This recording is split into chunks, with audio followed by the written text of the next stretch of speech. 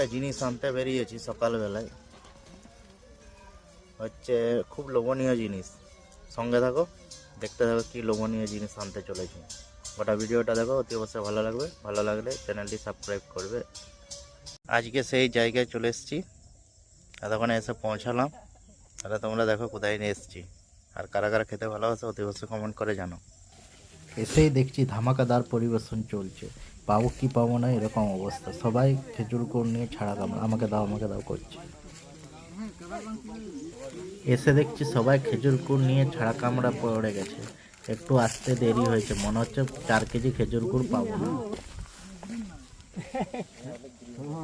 আর এই জঙ্গলে যে খেজুর গাছগুলো রয়েছে খুব সুন্দর এবং গুড়টাও ভালো টেস্ট হয় এবং পিওর খেজুর গুড়, কোনো ভেজাল নেই। এবং সামনে বস থেকে খেজুর গুড় রেডি করে নিয়ে অনেকে নিয়ে যাচ্ছে কুটুমজনের জন্য। তোমরা এই মাটির হাঁড়িতে খেজুর রস নামানো হয়।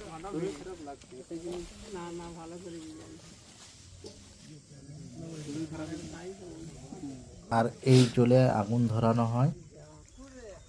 আর তোমরা দেখতে পাচ্ছ পিছনে সবাই খেজুর গুড় নিচ্ছে, আর আমার মনে হচ্ছে পাবো না।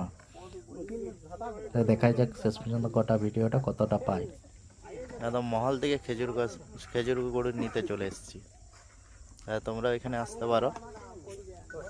এটা হচ্ছে বিক্রমপুর থেকে কিছুটা এসে, আর এই 4 সাইডে জঙ্গল।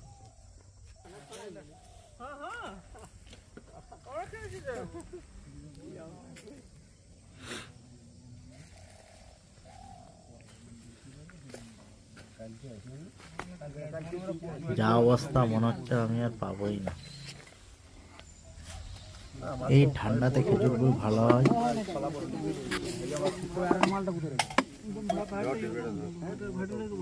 ঠিক তাই খেজুর রস পেলাম না, প্রায় 1 কেজির মতো পেলাম।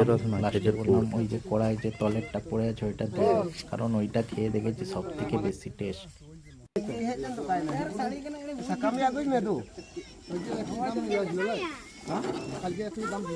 গুড় হলো নি, এইটুকু হয়েছে গুড় নেই। 4 কেজি অর্ডার দিয়ে কিছু করার নেই। দাদারা বললো যে কাজ কম ধরা হয়েছে, বাবার শরীর খারাপ, সেই জন্য এইটুকু নিয়ে চলে যাচ্ছি। বললো কালকে দিয়ে দিবে।